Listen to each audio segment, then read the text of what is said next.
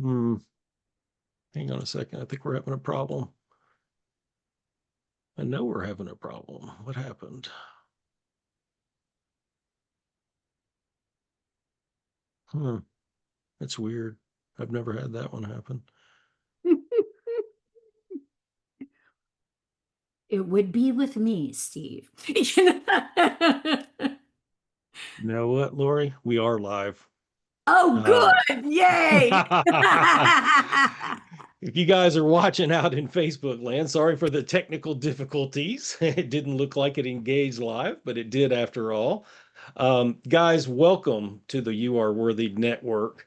And it's good to have a sense of humor in the middle of the week for sure. It's good to laugh every day. So you get to have your laugh at my expense. No problem there. But I am excited to be with you guys today. If you missed our first interview with Kenny Sexton this morning, you can check that out on the replay, and you can check that out on YouTube later when that gets posted here in a few hours.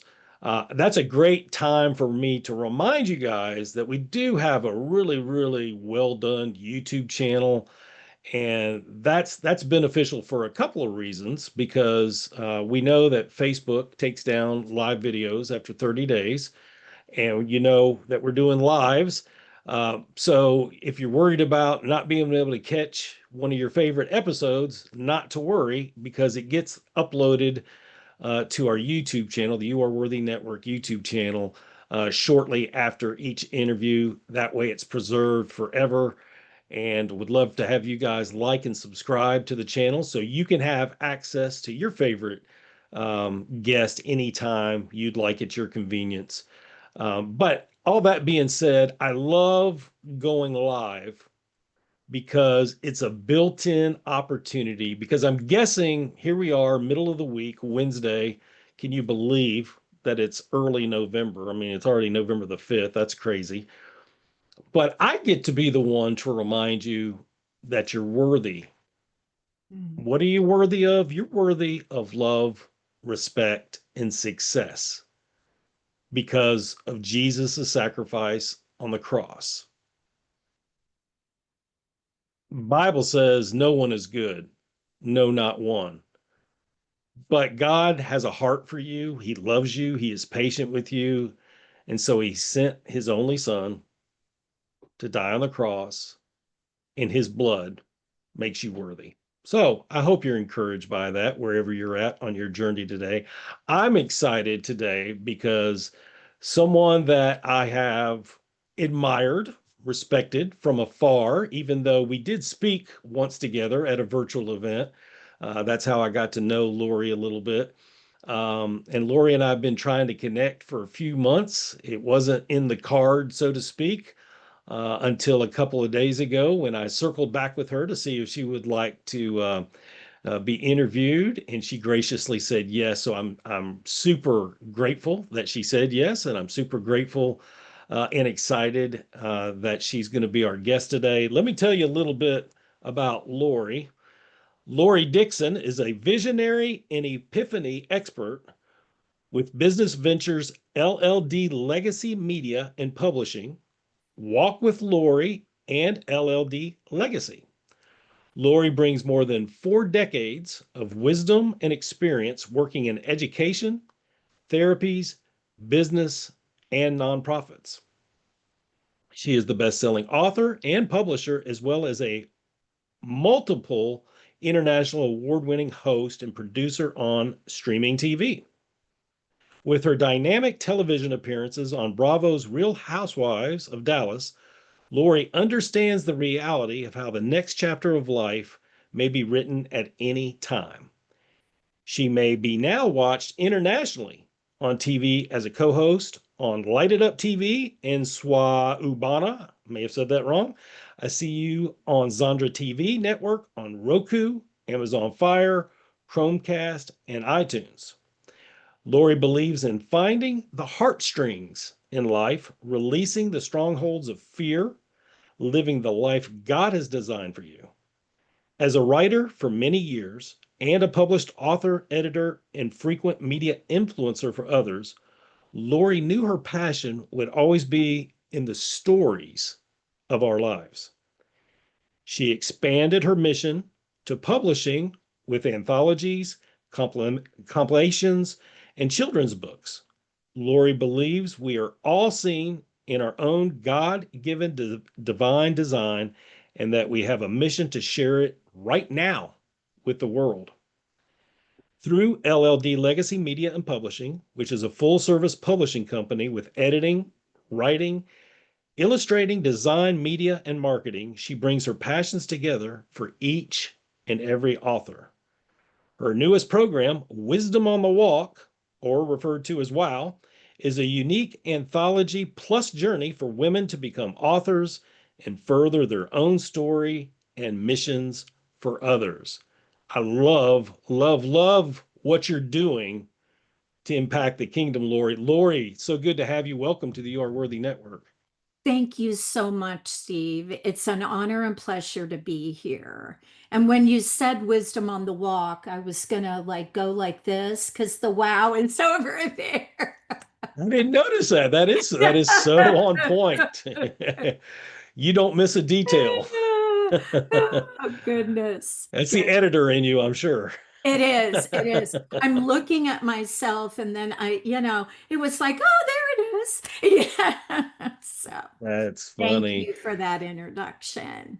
Oh, you're very welcome, Lori. So, I always tell people one of the blessings we have as the network continues to grow is its reach in other parts of the world. Where are you coming from live today? I am in Dallas, Texas area.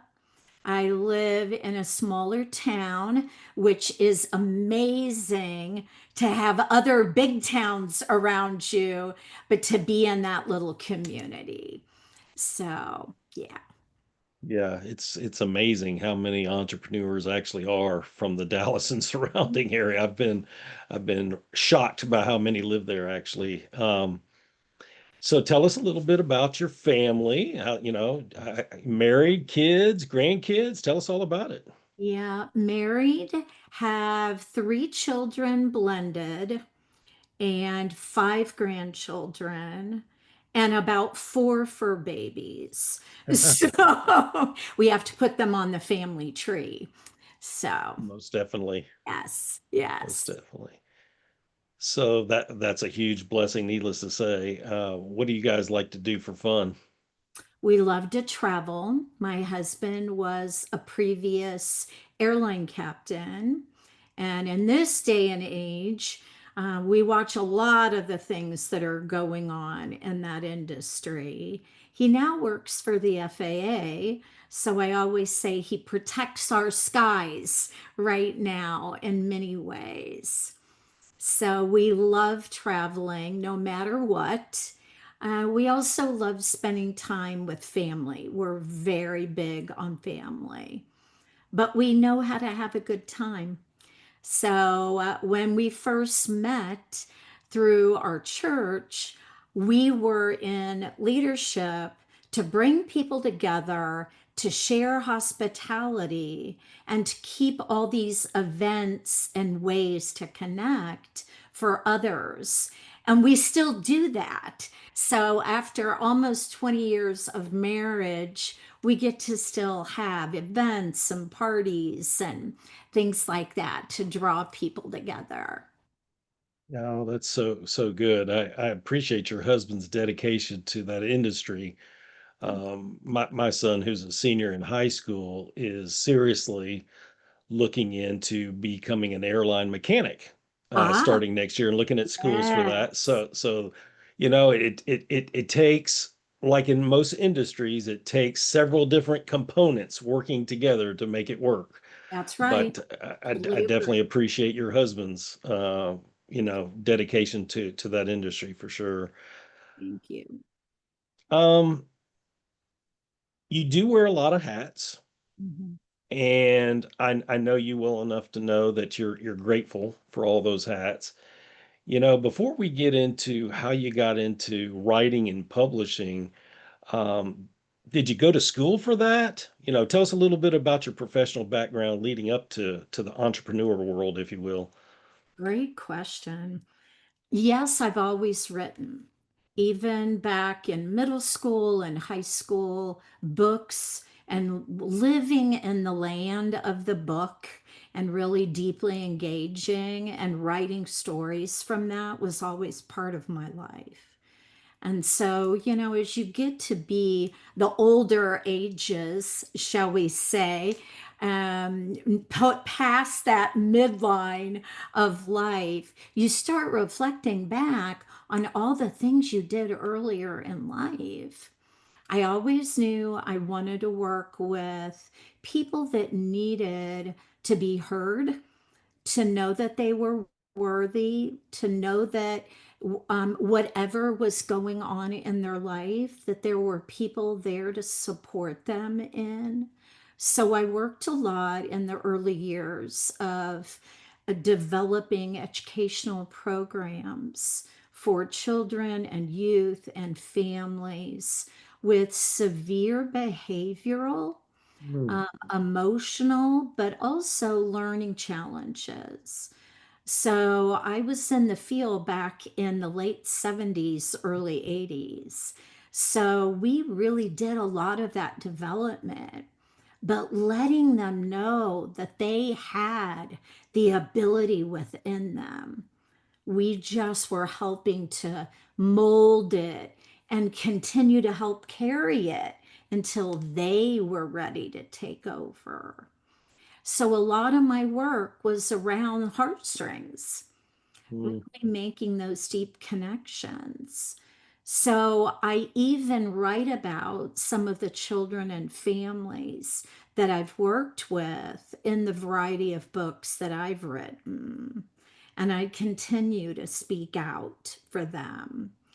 So that was the early years. I had that therapeutic background paired with educational strategies so that we could really develop programs for those learners, but also for the whole child. I then got into all the medical stuff. And when I went back for my PhD, I spent 2 years in neuroscience because I wanted to look at why do we think and learn what we do? Well, how do we relate and how do we interact in our world in a way that brings goodness and compassion and knowing that you are a valuable person in that community? So that's where a lot of the earlier stories came from. Mm. So, telling people stories and bringing them through journaling and writing and healing and transformation is why I think I'm here. I know that's my purpose and my anointing. So, that's where I tend to place myself every day. Yeah, your background's fascinating. So you have this, you're writing, you've got a therapeutic and education background, a neuroscience background. Um, Take us through the process of taking all those different educational backgrounds and how did that get you into the publishing industry? How many books had you written? I'm asking a couple different questions there. So how did you parlay all your educational experience and how many books had you written that took you into the publishing side? Or is there a different story altogether? There's a little bit, but it's still jointed. So, way back, I was doing workshops and speaking because, again, we were at that forefront of a field that now is gigantic. Mm. It's like an engine, a steam engine that we're still trying to harness. But way back, we didn't have all that yet. And so we were in the creation and innovation space. So as we found something that worked, we were out speaking and training and writing and helping others to understand the work and how to do that themselves.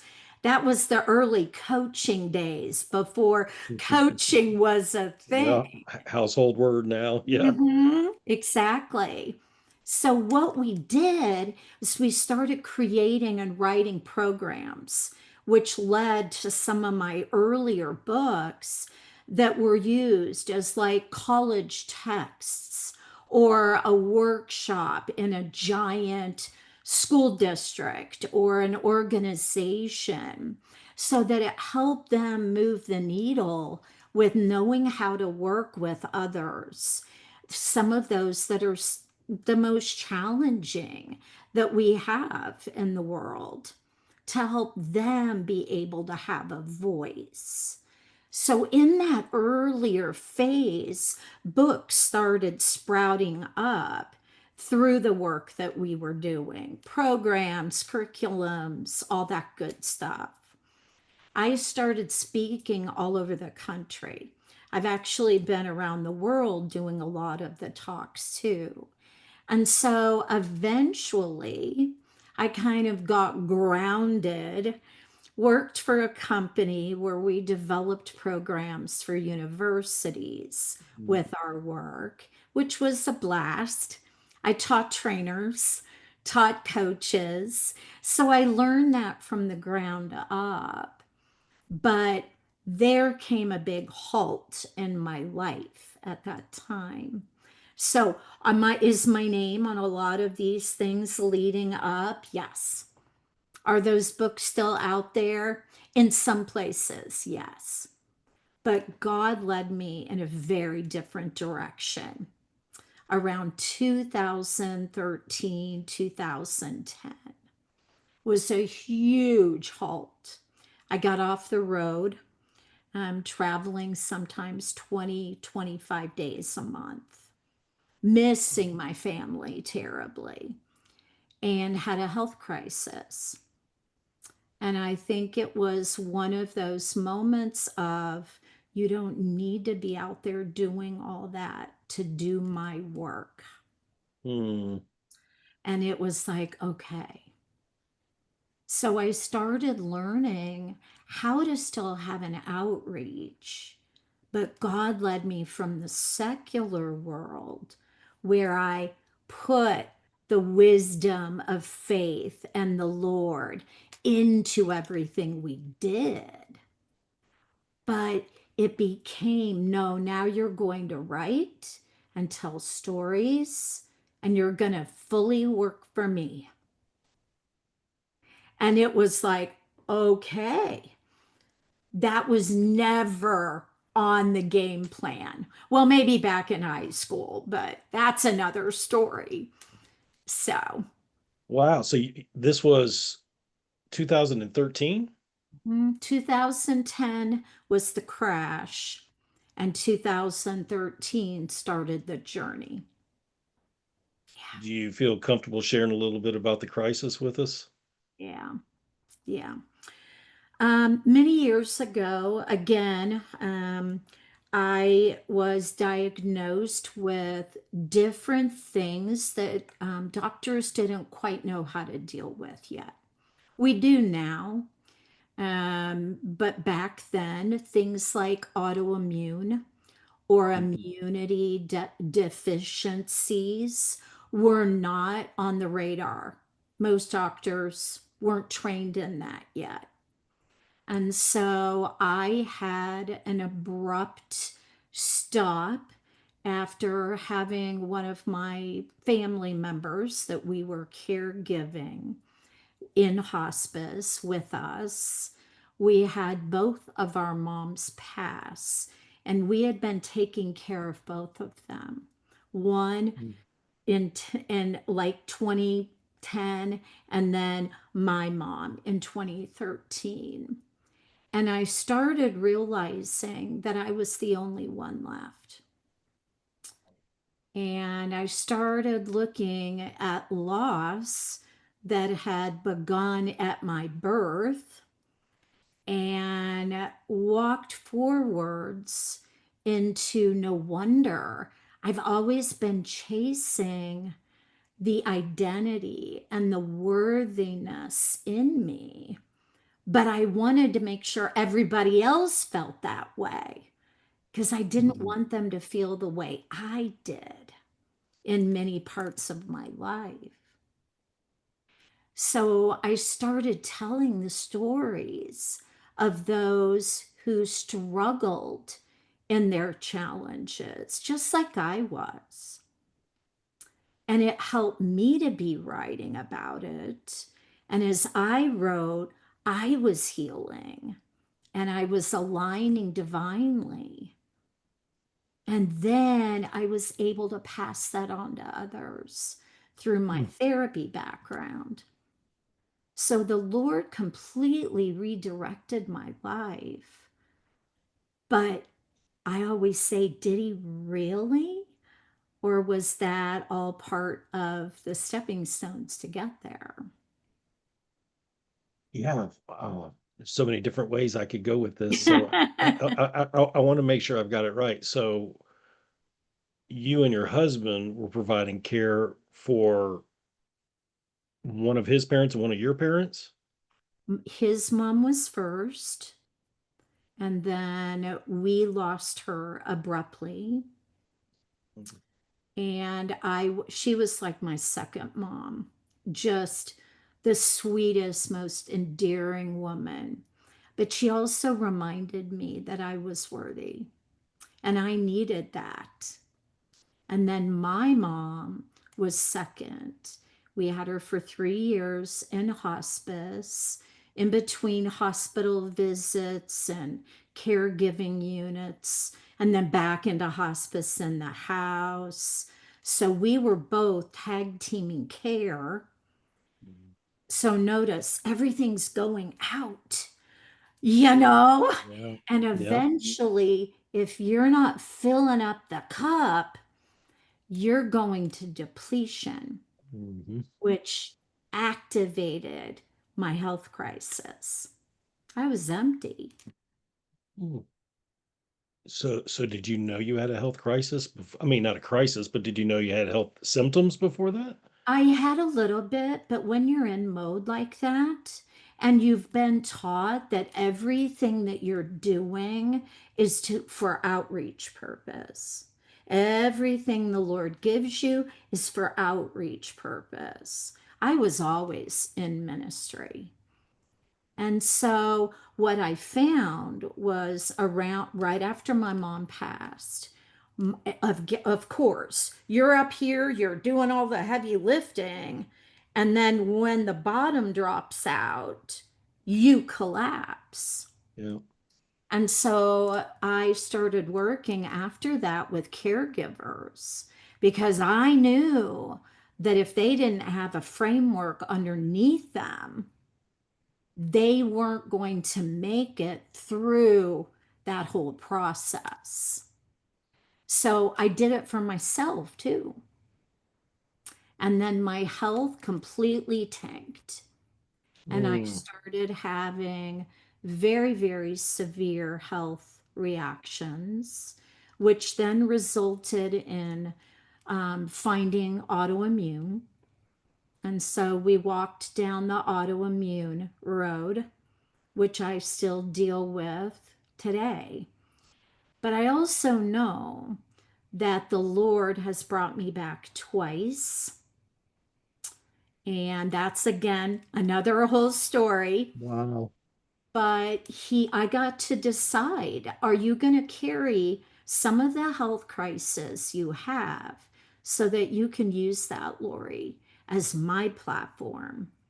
Because then we know it's not me, it's Him. So I even had a crisis health wise last week. Oh my goodness. So, but when you know how to be joyful in the midst and you know how to carry the compassion and the love, and you surround yourself with those who lift you up as well, you keep going because God has asked me to. Now, did I have a day off? Yes, actually, I had two. So Right. Oh my goodness. Yeah, I mean, going back to the parents and the in-law thing, I get it. We had just been Christians for 2 years, several years ago, when matter of fact, I was walking out the door, literally, to go lead my first small group, Mm. and the phone rang, and it was my mom telling me they just found stage 4 lung cancer. And Mm. my mother-in-law was battling congestive heart failure off and on, Mm. um, for a long time. But Mm. long story short, they passed away 6 months apart from each other. Mm. So yeah, I mean that's extremely trying. And like you said, y'all were the caregivers, so you're constantly pouring out.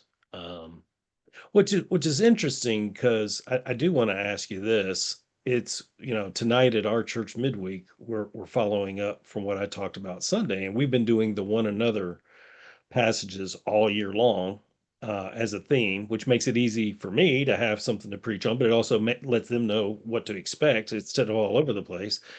Um, but we're asking tonight, who's on your spiritual emergency list, Mhm. and not just for emergencies, but proactively.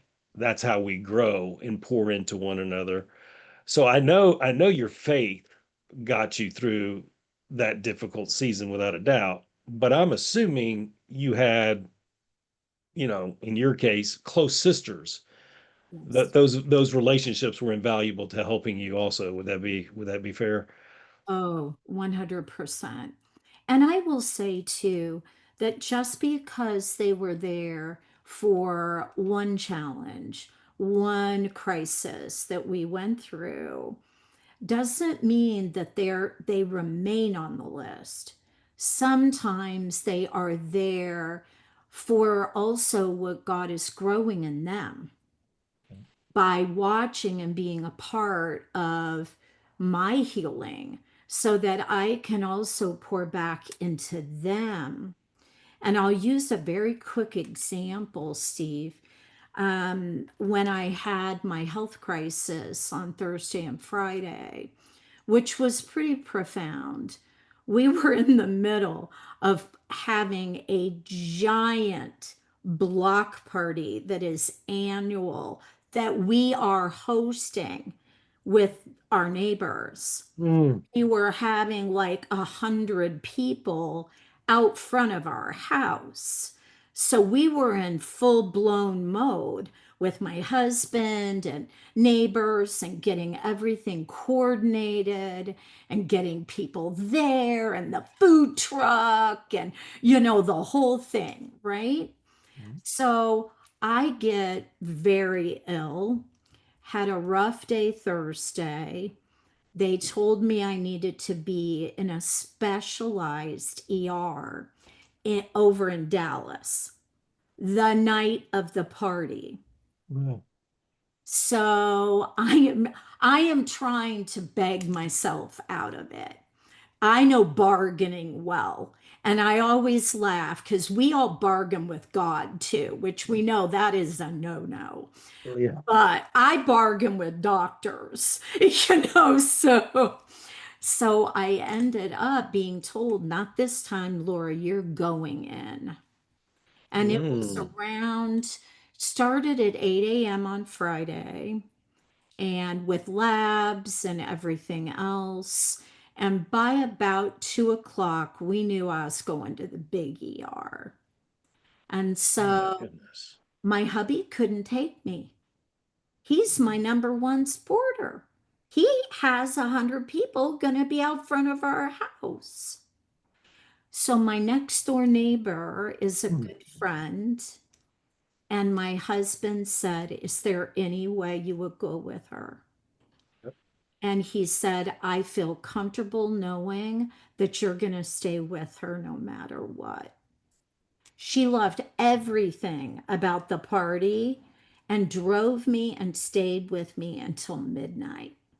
Wow. And we got home around 12:30, 12:45. And there are no words of gratitude that you can offer at that time. That's the type of angel on earth behavior that God gives us right in the moment that we need it. Yep. You know? That's so good. So that was the most recent. But it does remind us consistently of who's on that list, which I think is a great question. Who are the we? Who are the they?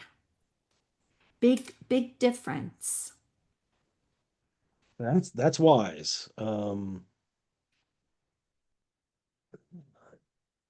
Yeah, there's some people that may remain on that list for years and years. Mhm.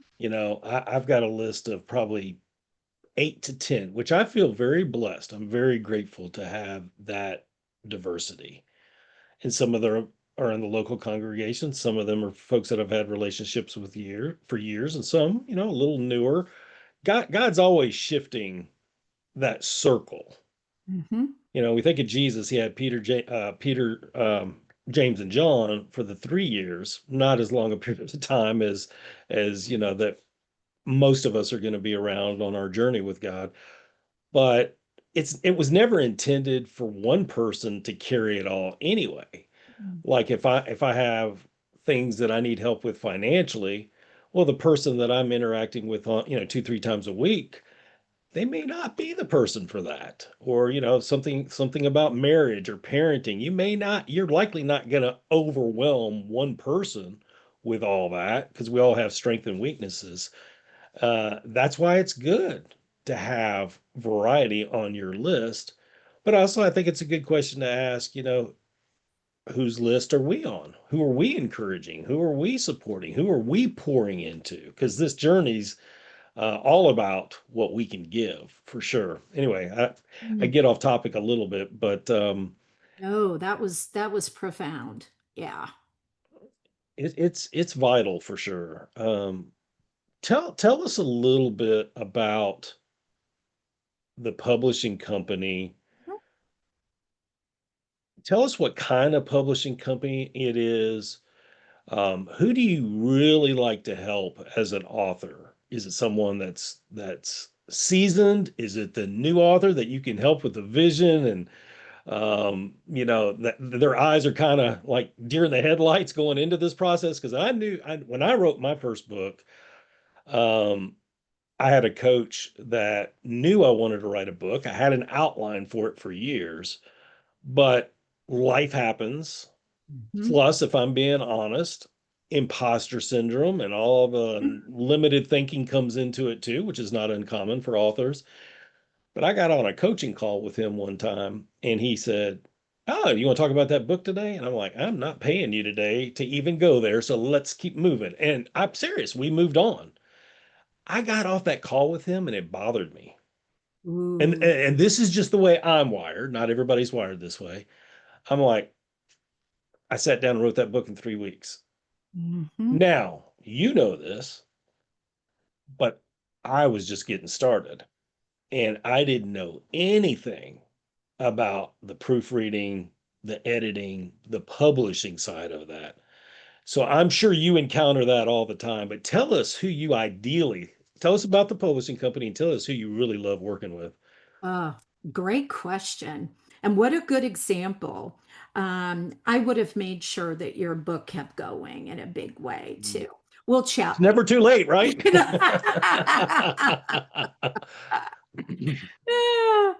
I will say I work with two different pillars. Okay. So I work with that predominant in our WOW program, which is Wisdom on the Walk. It is an author development program. Mm, And so we walk with you from where you are in your story and we help you excavate that. We help you bring that to fruition over a 10-month process. You also build community. Right now, I predominantly work with Christian women because we can create that tight bond with them over those 10 months. We do some Bible study, we do reflection. Every month they learn something new that they then implement into their writing, or how to use it in social media. What is going to be next? Is it a business? Is it just a legacy story? Is it for ministry? And so we help do that journey with them. But then Mhm. we put it all together in one book. And the reason why is they've now formed community. They've learned the journey. And so with that, we develop them. Then we create a little bridge, and we have this solo author program, which is called Legacy. Legacy is now just your story or what God is asking you to put out there. I have children's book authors and illustrators. I have all sorts of ages from the early 20s up to 60s and 70s. And so it's all about the message and the path and journey that the Lord wants you to be on. And then we do the same piece. We develop, we handhold, we walk with you, and we help implement prayer and Bible study again, and all sorts of different people on my team help pour into that writer. And so it is a full transformational journey. We just are in the middle of launching two brand new ones. So by next week, one of them is launching huge with a whole new brand for herself. And the other one is a children's book that I co authored this time. So I am like, I love children's books. So that's like huge for me too. So I get to walk alongside of every one of our authors. But then I have a great team that helps them as well.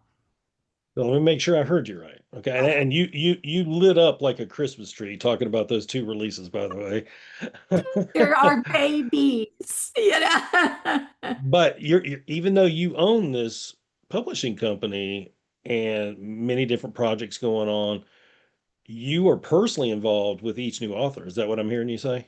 Correct. I love that. I love so is it just for Christian women at this time? It has been our children's book authors, their husband and wife team. And so she's the illustrator. So that has been really fun to have him as part of what we've done.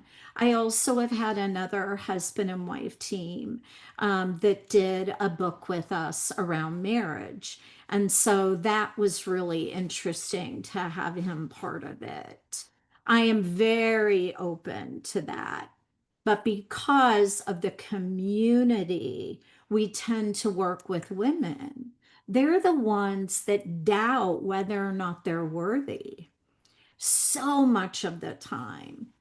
And so it's kind of where God had me sit in the little seat of with them so that I have the ability to walk alongside.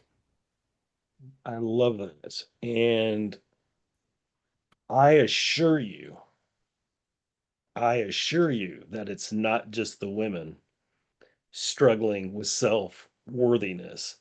Yeah. However, women are much better about communicating it. Yes. Men just don't talk about it. And that's part of my mission too, is to change that because I think we all struggle with it. Yep. I And agree. without going down that road too far, um, what we're basically talking about right here is mindset blocks or gaps, Mhm. variations under that umbrella, but it's all caused by wounds from our past. that we haven't Yes, processed yet. that's right. But Amen. yeah, let me ask you this, Lori, as we get ready to wrap up. First of all, because you had just this recent health scare, how are you feeling right now?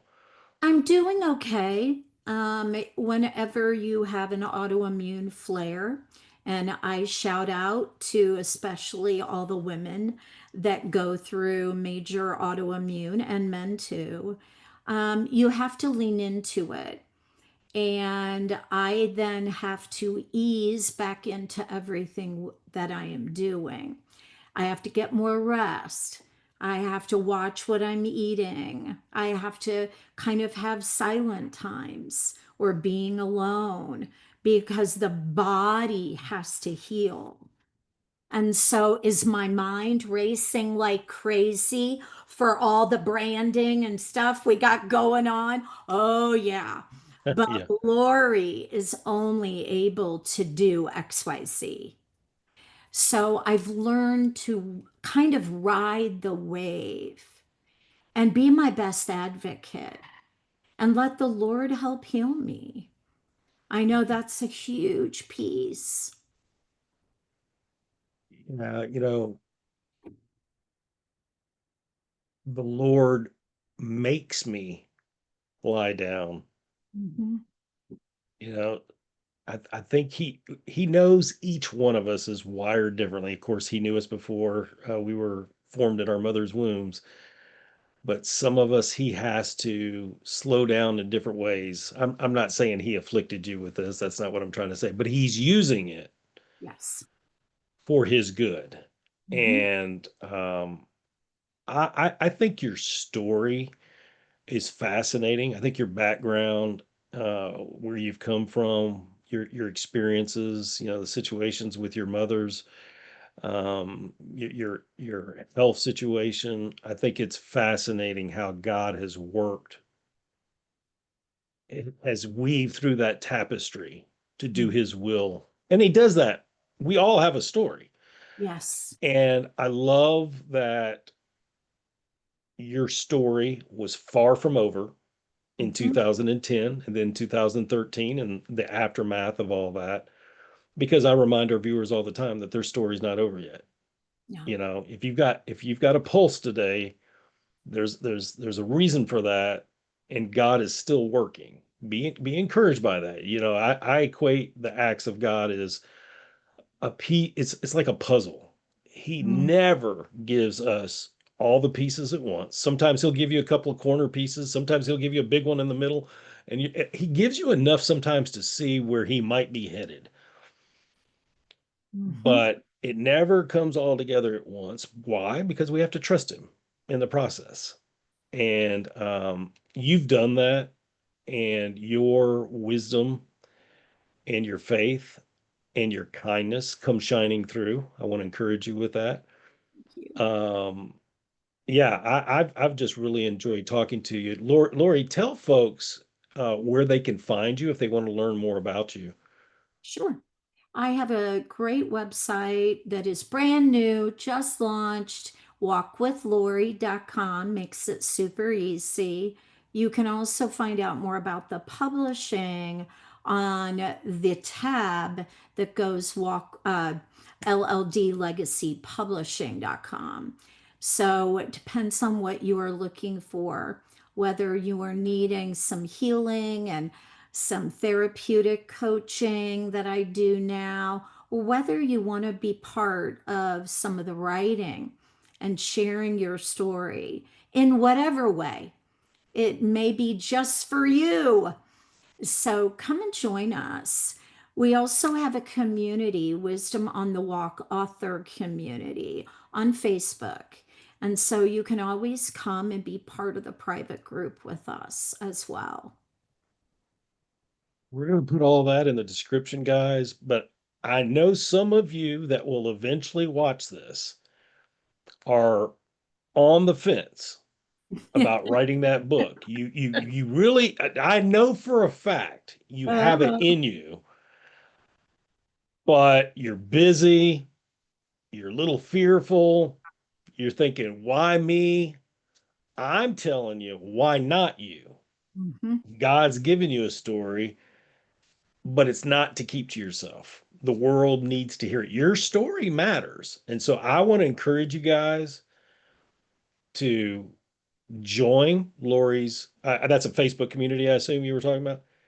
And Yes. join the Facebook community. Get to hear other stories. I promise you, other people that are now published authors were having those same thoughts that you were having. I can promise you that because I was one of them. I had those thoughts.